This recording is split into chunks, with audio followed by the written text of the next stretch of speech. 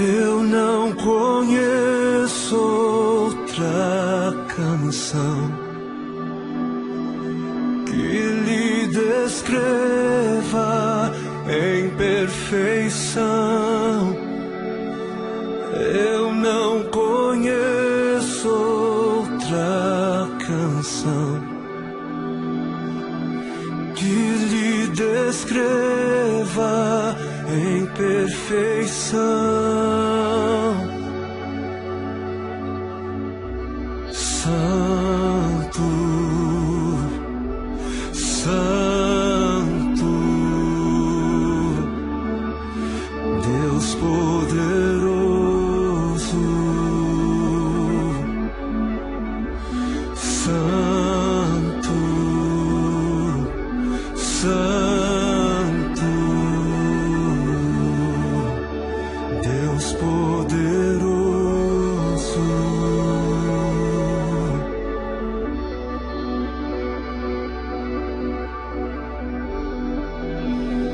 Deus poderoso,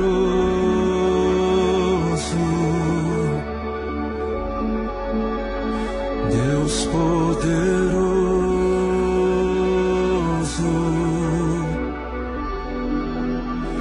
Deus poderoso.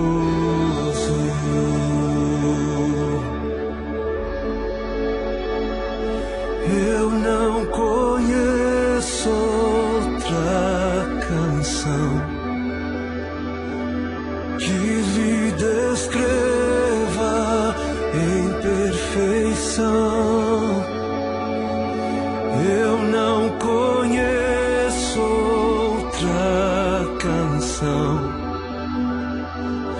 que lhe descreva em perfeição.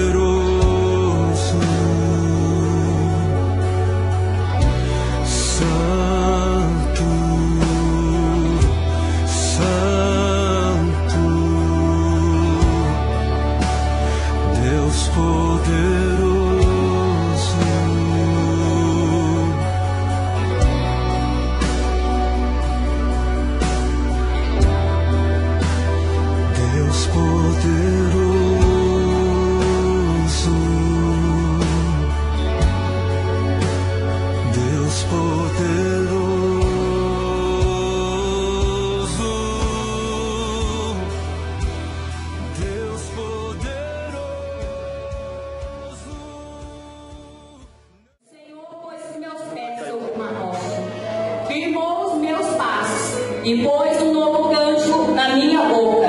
Muitos verão, temerão e confiarão no Senhor. Bem-aventurado o homem que faz dele a sua confiança, pois receberá como recompensa o maior troféu.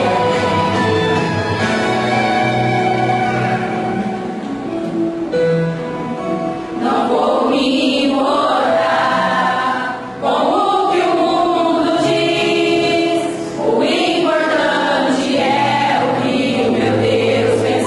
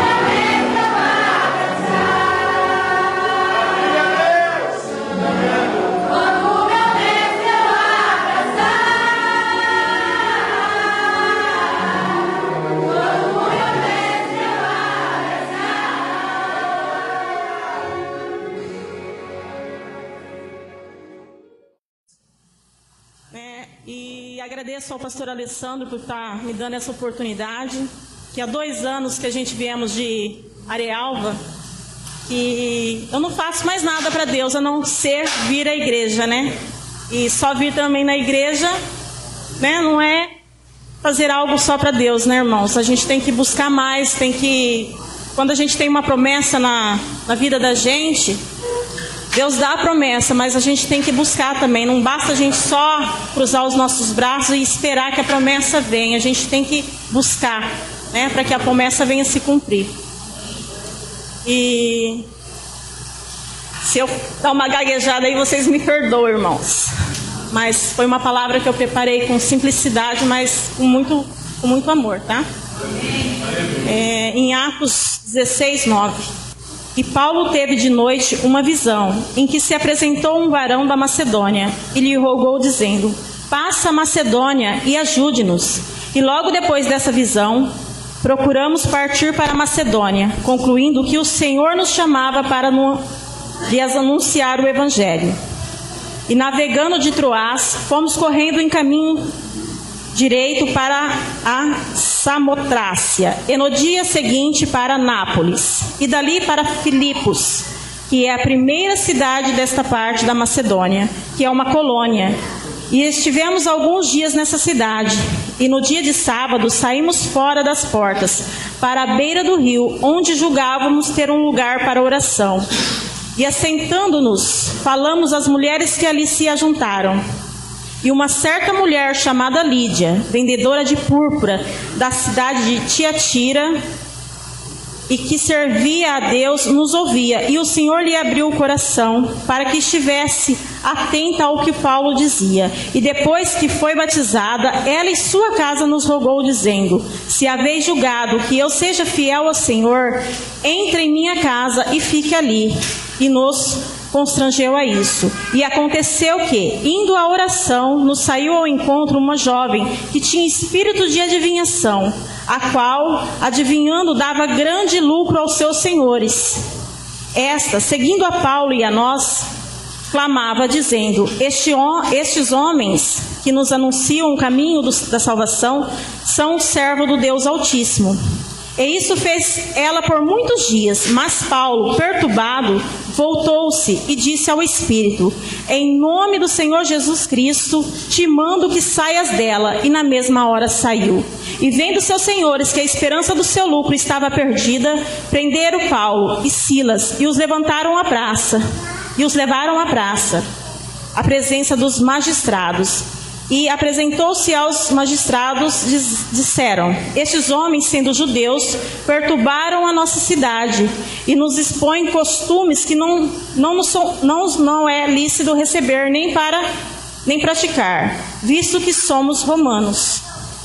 E a multidão se levantou unida contra eles, e os magistrados, rasgando-lhe os vestidos, mandaram açoitá-los com varas, e havendo-lhe dado muitos açoites, o lançaram na prisão, mandando o carcereiro que os guardasse com segurança, o qual, tendo recebido tal ordem, os lançou no cárcere interior e lhes segurou os pés no tronco. E estava perto da meia-noite. Paulo e Silas oravam e cantavam hinos a Deus, e os outros presos os escutavam. E de repente sobreveio um tão grande terremoto que os alicerces do cárcere se moveram, e logo se abriram todas as portas e foram soltas as prisões de todos. E acordando o carcereiro e vendo abertas as portas da prisão, tirou a espada e quis se matar, cuidando que os presos já tinham fugido. Mas Paulo clamou com grande voz, dizendo: não te faças nenhum mal, que todos aqui estamos. E pedindo luz, soltou dentro e, todo trêmulo, se prostrou diante de Paulo e Silas. E tirando-os para fora, disse: senhores, o que é necessário para que eu faça para me salvar? E eles disseram: crê no Senhor Jesus e serás salvo, tu e a tua casa. Amém? Amém. Bom, irmãos, que eu aprendo aqui logo no começo é que Paulo foi muito obediente a Deus, né? Que ele apenas teve uma visão de um homem clamando por socorro, né? E no mesmo instante que ele teve isso, eles se levantaram e já partiram a caminho da Macedônia, onde, né, eles sentiram que era o homem que estava ali clamando, pedindo ajuda, né? Eles sentiram que foi o Senhor que chamou eles para pregar o evangelho lá. E eles foram, eles não mediram esforços. E muitas vezes, irmãos, Deus pede algo para nós fazer nas nossas vidas, e nós não temos essa obediência que eles tiveram, né? Eles foram muito obedientes. No mesmo instante, eles não questionaram, eles foram logo fazendo o que o Senhor tinha mandado a eles. E o Senhor nos fala na palavra em Marcos 16:15, ide por todo o mundo e pregai o evangelho a toda criatura. E nós não estamos fazendo isso, porque se a gente estivesse fazendo, a igreja estava cheia. E somos todos nós, né? Inclusive eu. E Jesus fala, pregar o evangelho à criatura, a toda criatura, porque nós não somos mais criatura, nós somos filhos de Deus, porque nós já conhecemos a Deus.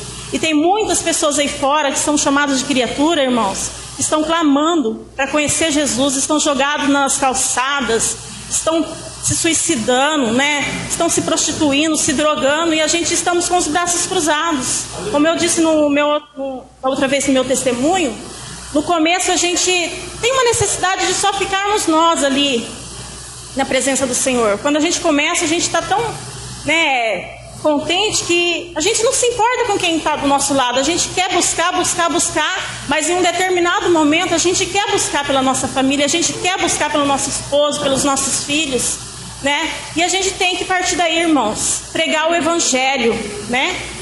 Depois, irmãos, eu aprendo mais, porque em seguida eles vão viajando de cidade a cidade, até que eles chegam numa cidade, e num sábado eles vão se assentar na beira do rio para fazer oração, e lá estão cheios de mulheres. Só que tem uma lá em especial, Lídia. Lídia está ali ouvindo a palavra, né? Está ouvindo eles pregar. E aí, o que eu aprendo com isso? Lídia estava ouvindo a palavra de Deus, e Deus tocou no coração dela. Quando a gente entramos na igreja, irmãos, a gente tem que estar atentos à palavra, prestar atenção, devemos entrar e estar em espírito e em verdade. Por quê? Para Deus sentir que nós estamos prestando atenção na palavra dele, e ele poder tocar no nosso coração também, né? Deus toca no coração e sabe o que a gente pode fazer de melhor para ele. Ele sabe até que ponto a gente pode fazer e até que ponto nós não conseguimos fazer, né? É como o jejum. Se você oferece um jejum a Deus, você determina tal hora para acabar o jejum, Deus sabe se você deu aquele jejum, se foi o suficiente, se você é capaz de dar mais ou não dar mais. Às vezes a gente, com comodismo, a gente determina uma hora, olha Deus, até às 9 horas eu vou fazer o seu jejum, mas você aguenta mais. Então a gente tem que dar o mais para Deus, né? O melhor de nós para Deus. E ali, irmãos, ela ouviu a palavra do Senhor, Deus tocou no coração dela e ela foi batizada, ela e toda a sua família. E eles seguiram em frente, eles foram adiante com a sua jornada, orando, levando a palavra do Senhor. Só que no meio do caminho, eles encontraram uma mulher que era possessa de espírito de adivinhação. Hoje são chamadas as mulheres que têm cartas, né? Essas mulheres adivinhas, né?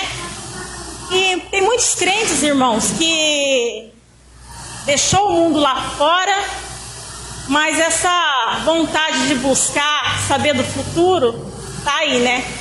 Ficam procurando profetas, né?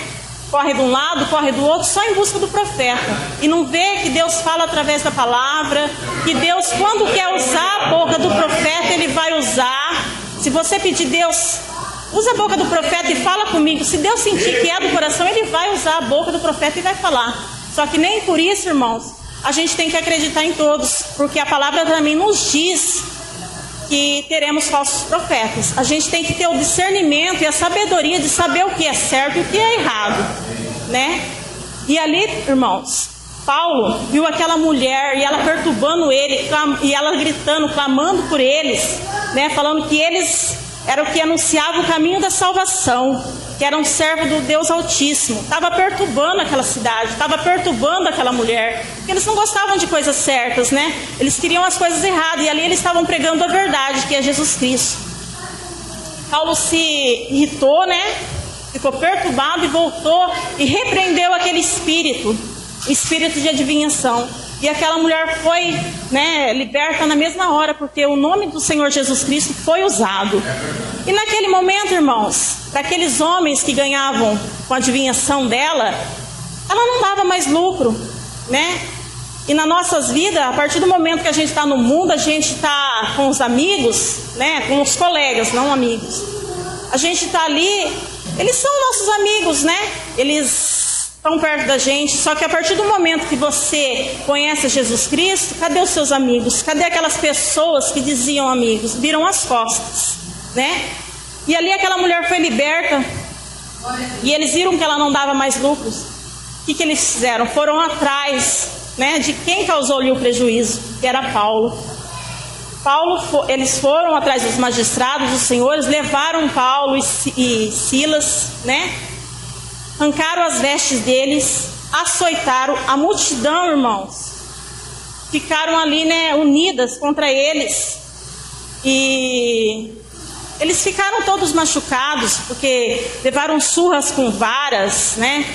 A gente não imagina lá atrás, a surra que aquele povo não levava.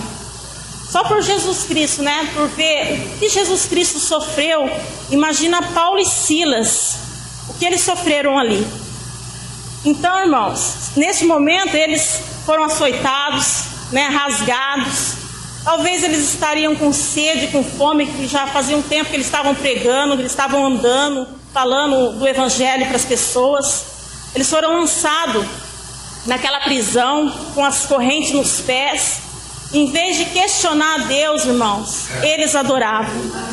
Eles louvavam a Deus de um tal modo, irmãos, que Jesus lá de cima, que Deus lá de cima ouviu a adoração. E nós, às vezes, um tapinha que a gente leva na vida do mundo, a gente já quer desistir de Deus. A gente já questiona Deus, o porquê nós estamos passando por isso. E às vezes, irmão, nós passamos porque é necessário passar. Deus sabe até que ponto a gente pode passar, né? A gente temos dificuldades, irmãos, que às vezes Deus quer algo da gente e a gente não compreende o porquê que a gente está passando por aquilo. Mas Deus sabe, alguma coisa ali tem que ser mudada. Alguma coisa ali Deus quer mudança, quer ver transformando na sua vida. E a gente tem que pegar, irmãos, e ir atrás disso. Porque senão nós vamos pagar um alto preço. A gente vai ficar sofrendo e a gente não vai ter mudança dentro da nossa casa, né? E ali, irmãos, eles foram, louvaram, né? E não importa a circunstância que você está, você tem que louvar, você tem que adorar a Deus, né? Não questiona, não murmura em momento algum da sua vida. Porque enquanto você está murmurando, o diabo está rindo da sua cara. E Deus está triste com você. Então devemos adorar em todos os momentos. Todas as dificuldades, com dor, com doença, com tudo. Temos que adorar. E ali, a partir do momento que eles começaram a adorar a Deus, as cadeias se abriram, irmãos. As correntes se quebraram, né? Tudo foi mudado.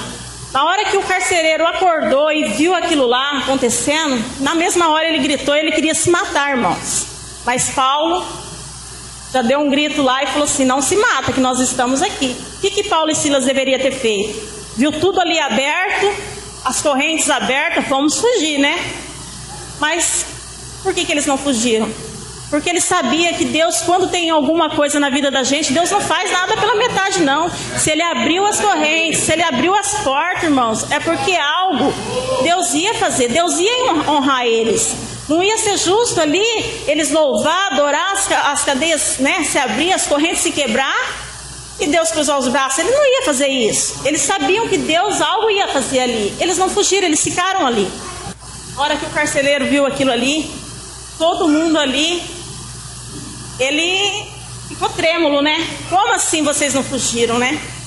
Que Deus é esse que vocês servem? Eu quero servir também. E ele perguntou, e pedindo luz, saltou de dentro todo trêmulo e se prostrou diante de Paulo e Silas. e tirando para fora disse: Senhores, o que é necessário para eu me salvar?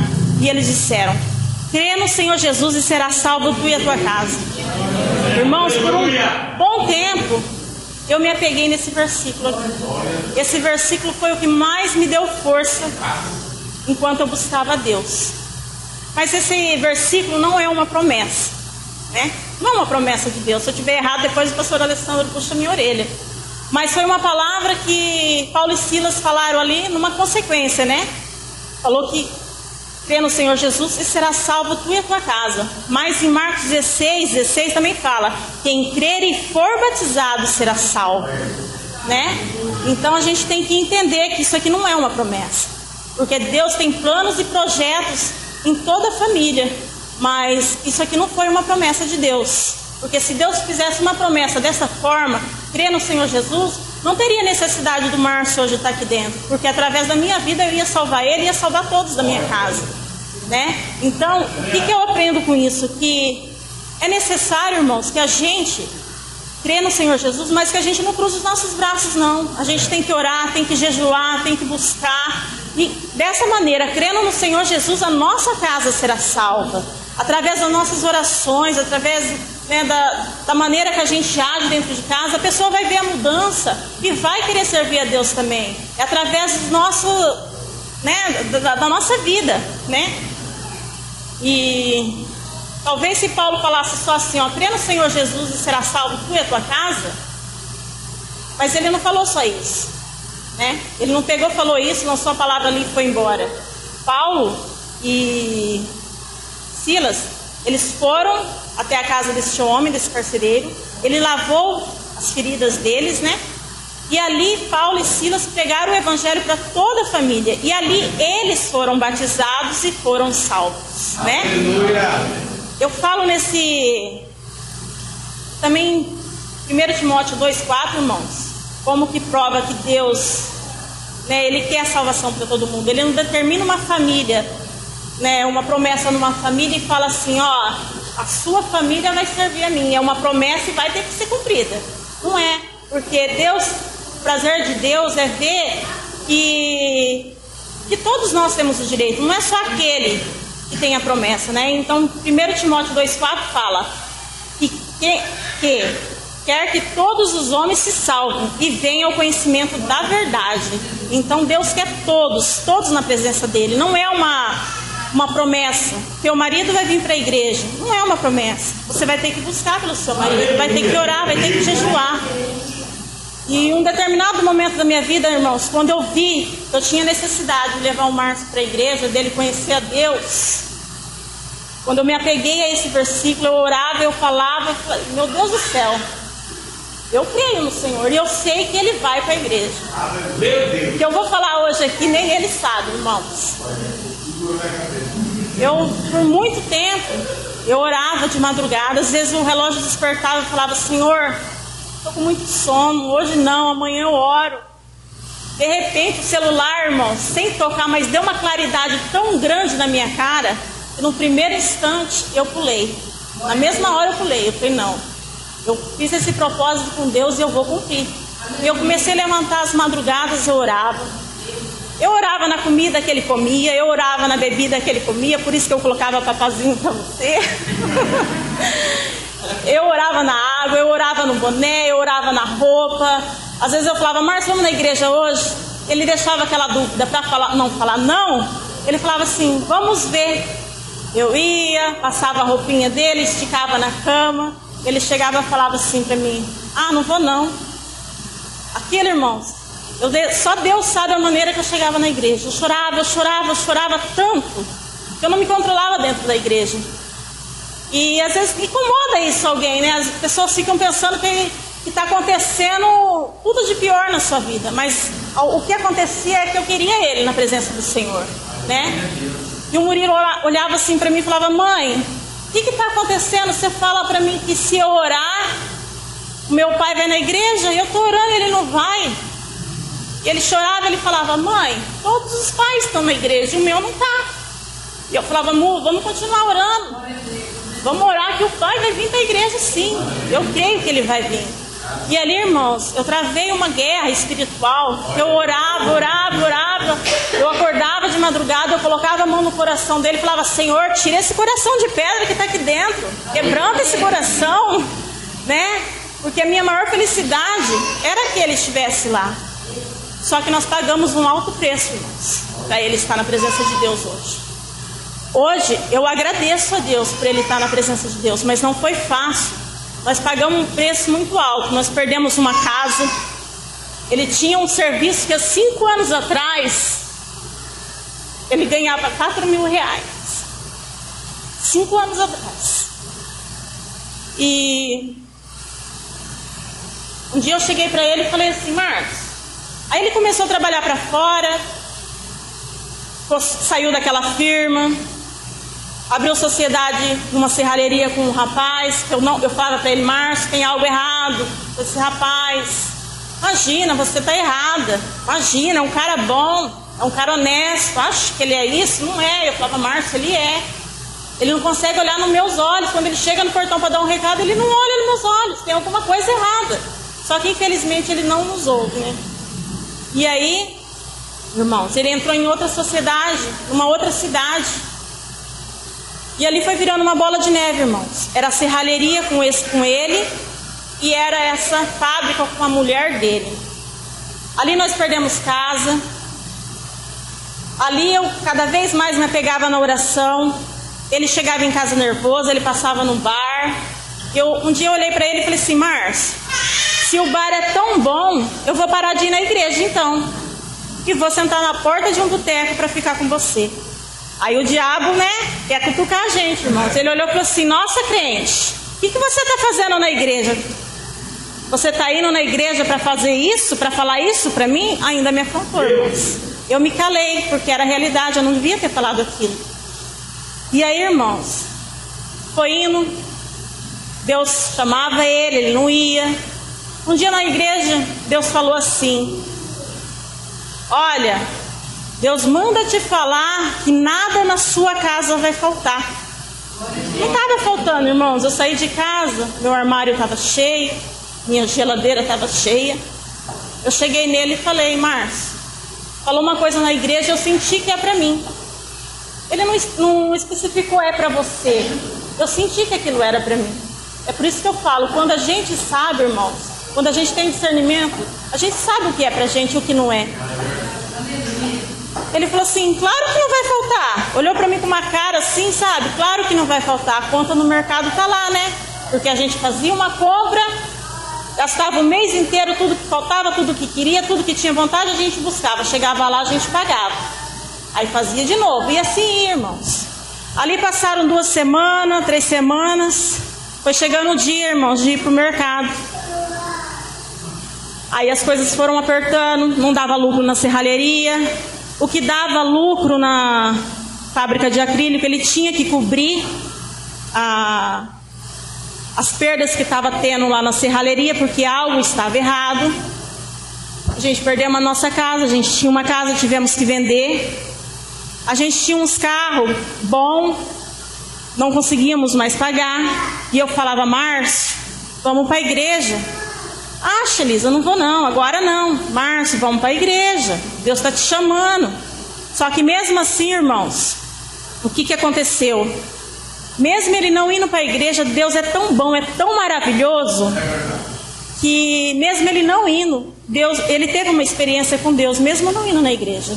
Certo dia eu estava deitada com o Murilo na cama, a Tainara estava aqui para Penápolis, e nós dormimos separados. Eu fui dormir com o Murilo, e ele saía 5 horas da manhã para trabalhar. Ele olhou para mim, foi me acordar, ele assustou. Elisa, olha aqui, que luz é essa que está na cabeceira da tua cama, da cama do Murilo? Tinha uma luz tão forte, irmãos, que eu dei aquele pulo, começamos a procurar de onde que estava saindo aquela luz. E não tinha de onde sair, não tinha nada, não tinha celular no quarto, e aquela luz estava ali. E era Deus já falando com ele, eu creio nisso. E ali foi passando, posso passar um pouquinho? E ali foi passando, irmãos, e Deus segurando nele, apertando, e ele nada.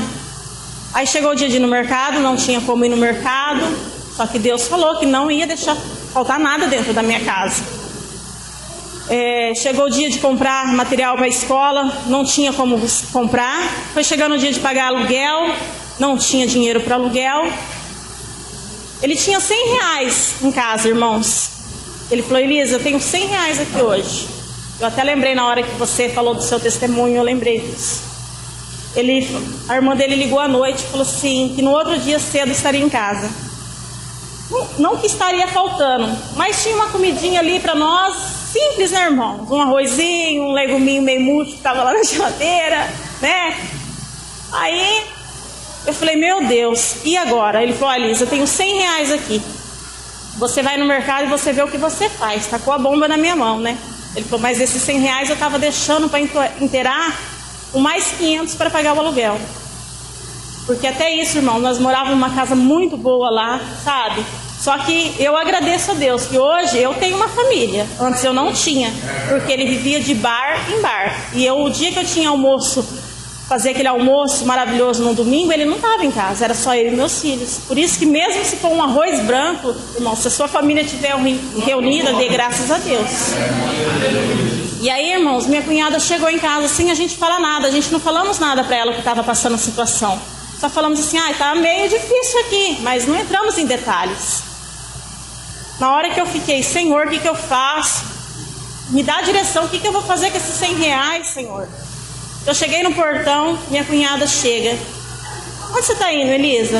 Estou indo ali no mercado buscar umas coisas para fazer o almoço, né? Ela falou assim: não, peraí, me ajuda aqui que eu trouxe uns negocinhos dentro do carro, me ajuda a levar para dentro. Irmãos, eu achei que era alguma coisinha, né? Mas Deus não é um Deus pequeno, né? Deus faz coisa grande.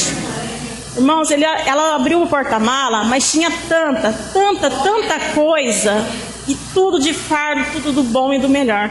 Aí ela olhou para mim e falou assim: onde que você está indo mesmo? Aí eu falei: vai ficar chato, né? Agora eu falei: eu não vou mais. Vou buscar um frango assado e um refrigerante, né?